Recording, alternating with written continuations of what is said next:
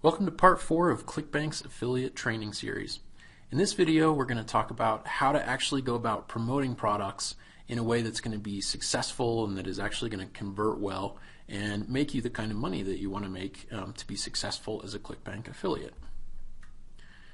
So before you start promoting stuff, kind of an overarching key of what to promote and how to go about it is to really only promote what you believe in.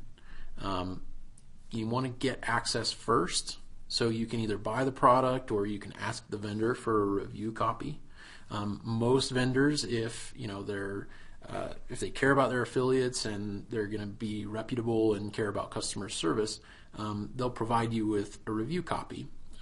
You need to provide them with good information about why it would be a good idea for them to give you one.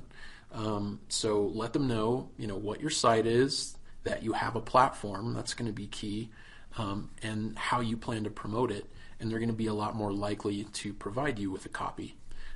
If you reach out to them and you don't hear anything back, it may be a good sign that they're a vendor that you might not want to promote anyway, because it seems like maybe they don't take customer service or affiliate management all that seriously. So some vendors may say no, and if that's the case, then it's up to you to decide whether you want to pay for the product so that you can check it out and read through it, or whether you want to just move on and maybe promote a different product. But I absolutely recommend getting access first, and the reasons are because you want to try to get results yourself, if possible. In some cases it may not be necessary, and we'll talk about that later.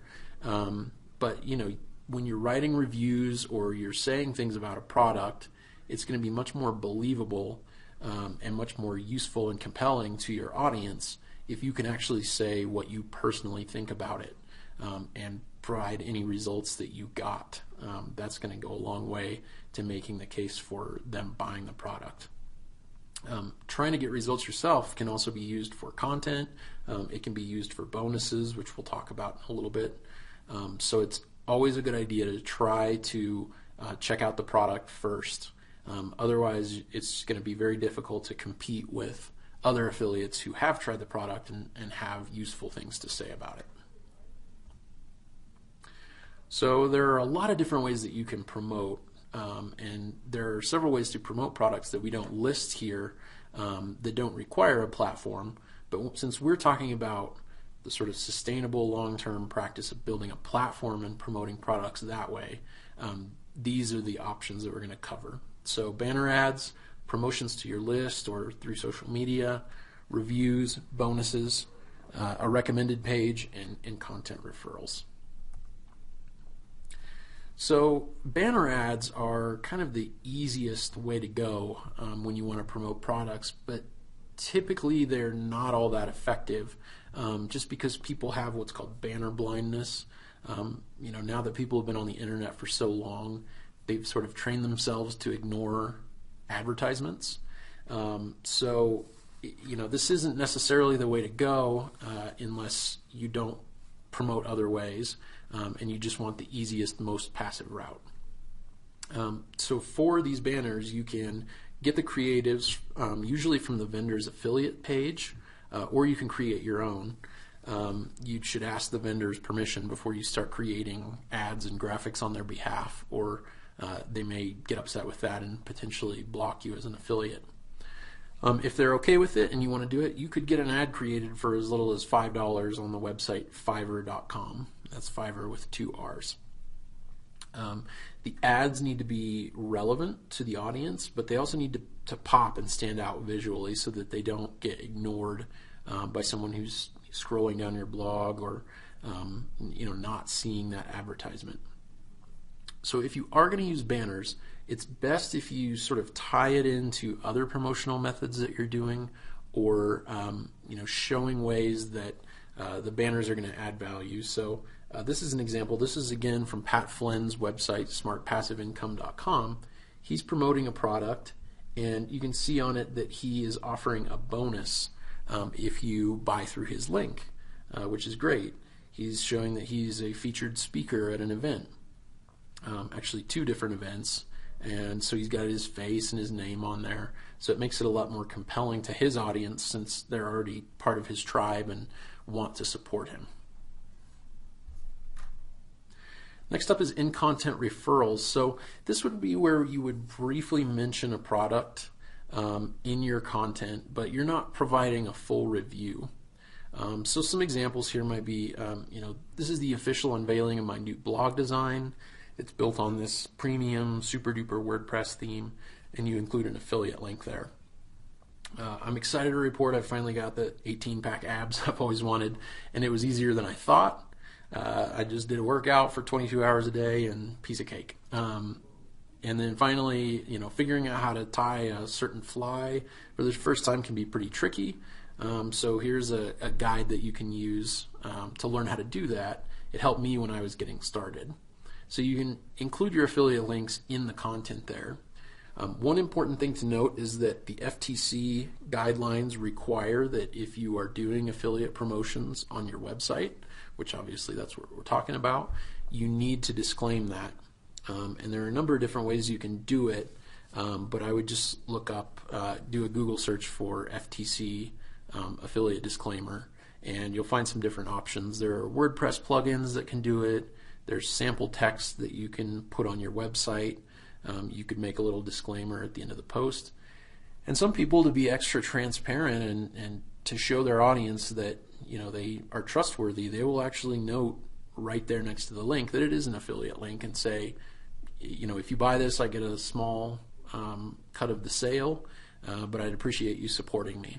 So there are a lot of different ways that you can do it. It's really up to you what makes sense with your website. So if you are going to do in-content referrals like this, a tip I would offer is to teach a skill or share an outcome that you've gotten and then recommend the product to help people who want to do that. A lot of people are looking for shortcuts or guides that kind of hold their hand and walk them through how to accomplish something.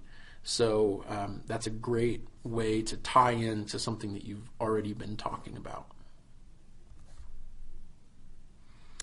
So then next up is reviews, which are a more full-length recommendation of a product where you're actually specifically calling it out and saying, I'm going to talk about this particular product and what I think about it.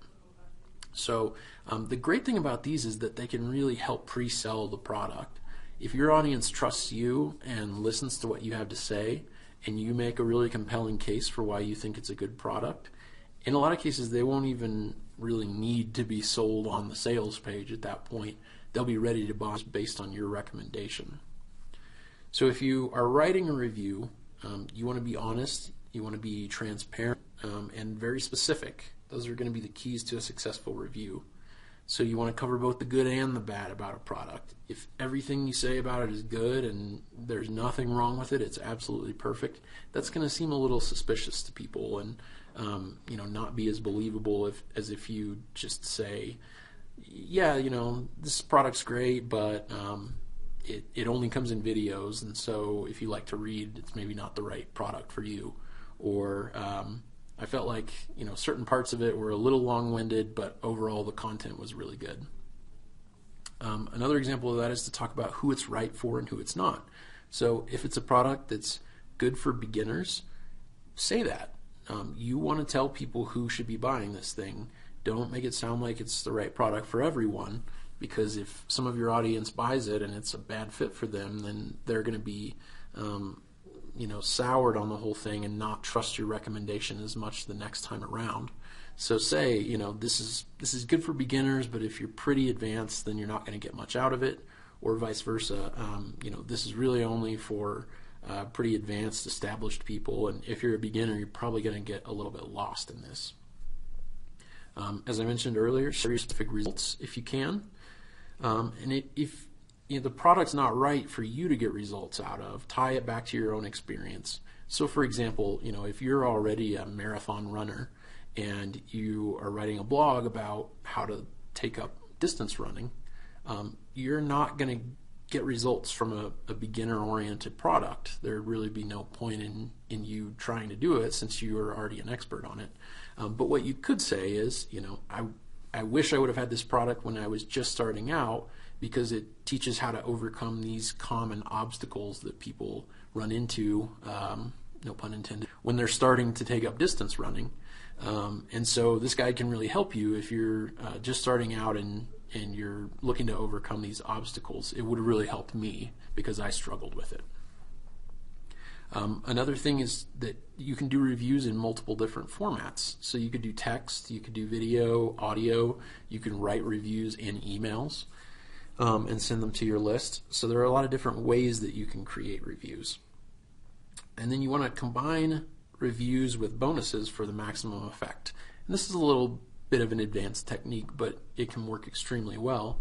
So on the right, you'll see a review where it's a review of the product Opt-in Skin, and then the author, Pat Flynn, offers a bonus with it. And the bonus is that you basically get a few more designs that he had custom created by a designer to go along with it. And that's a great way to do it, which we'll talk about in just a second. Let's jump right into bonuses. The great thing about bonuses and why they work so well combining them with other promotional methods is that it adds more value to the audience and the customer, and it also helps you as the affiliate protect your commission and your sale. So if someone is thinking about the product but they're not entirely sure, a good bonus can really put the value over the top for them and get them to go ahead and buy it now. Especially if there's some kind of time limitation on the bonus where you say, I'm offering a bonus for the next week, or for the first 100 people that buy the product through my link, they'll get this special bonus. So that's a great way to do it. It makes your audience love you even more. If you're giving them something above and beyond just a useful, great product that you would recommend, that makes you look like a hero, like we were talking about in the last video. It protects your commission because typically the way that bonuses work is that you can say, buy the product through my link and then forward me the receipt email that you got from it, so that you can tie it back to your reporting and affiliate tracking and make sure that the sale did actually come through your link. You can match the time on it and things like that to make sure that it was actually bought through your link. And then it can also add even more value to the product. It makes an already good product even better. So it helps your readers or your audience achieve their goals. So that's a win all around. That makes you look good. It makes your audience feel great. It makes them appreciate you. And in a lot of cases, it can actually make you look really good to the vendor as well, because you're helping them make the buyers happy. So some ideas for things that you could offer for bonuses would be your kind of personalized step-by-step guide to using the product. So obviously the vendor is going to have written it up the way that they see it, but it may be that you would take a slightly different approach, or the way that you would apply it to your particular audience or business is going to be a little bit different. So that's a great way that you can tie it directly to your audience and make sure it's really relevant to them. People love tip sheets. So if it's a 100-page ebook, breaking it down into a 3-page tip sheet of all the steps that they need to take can be really helpful. Similarly, do a blueprint. Here's the step-by-step process. Q&As with the vendor, or you answering what you would consider to be the frequently asked questions about it, to help people overcome problems with it, or how to get more out of the product. Doing an interview with the vendor where you ask them questions and get more in depth with them. Doing add-ons. So if it's a diet product, or maybe it's a paleo cookbook or something like that, you could even add more recipes. So you're giving an additional 20 paleo recipes if they buy the cookbook through your link. Or WordPress themes that go with a plugin or something like that. Videos, so you do video training that adds on to the value of the product. PDFs that help out with aspects of the product. And in some cases, vendors will actually create bonuses for their own product that they will give to affiliates to give away. So if you sign up to the vendor's affiliate mailing list, They may even provide you with bonuses that you can then take and offer to your audience. So that's by far the easiest way to do it, although it's maybe not quite as relevant as ones that you would come up with yourself. So next up is a recommended resources page. So this is basically where you kind of have a bunch of mini reviews in one place, so that if someone really likes you and really trusts what you have to say, and they think, man, I really like this person's website, or I'd love to hear what their favorite books on paleo diet are. You can have them all in one place, and you can point people to them. You can have them in your navigation menu, and then they can go and see what you recommend and have these be affiliate links. So this is an example from David Siteman Garland, who runs the very popular web show, podcast, blog called The Rise to the Top. So he's got his recommended products, and as you can see, it's very customized and personally tailored. So he talks specifically about what he likes about products. You can see in the second paragraph that it's an affiliate disclaimer, so he's letting people know right up front, if you buy through these links, I may get a credit on the sale, and I appreciate it. It helps support the show, it helps support what I'm doing, so he's right up front about it. This is another example. This is from the Nerd Fitness site that I showed you earlier. But basically he's recommending a few different resources that he likes.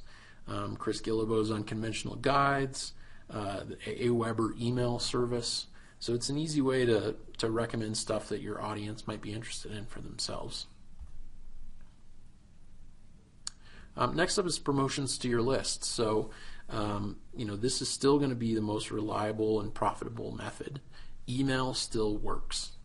It's kind of old-fashioned by now. It's not as exciting as some of the social media platforms or that kind of thing, but the deliverability on email is still extremely high.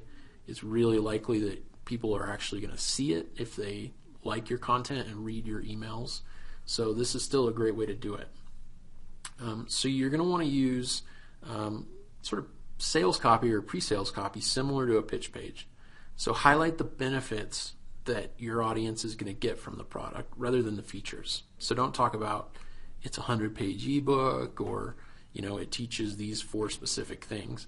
Talk about what benefit people are going to get out of that. Personalize your recommendation, just like on the earlier ways of promoting products. Make it clear that this is what you have to say about it, and it's not just some sample text that the vendor provided. That's going to make it a lot more compelling, and your audience is going to trust it a lot more. And if you can, include your results or results of other buyers that bought it and used it. And then you can combine this with other methods. So you can do email reviews, or you can email, talk about a product, and mention that you're giving away a bonus. So it's great when it's combined with other methods.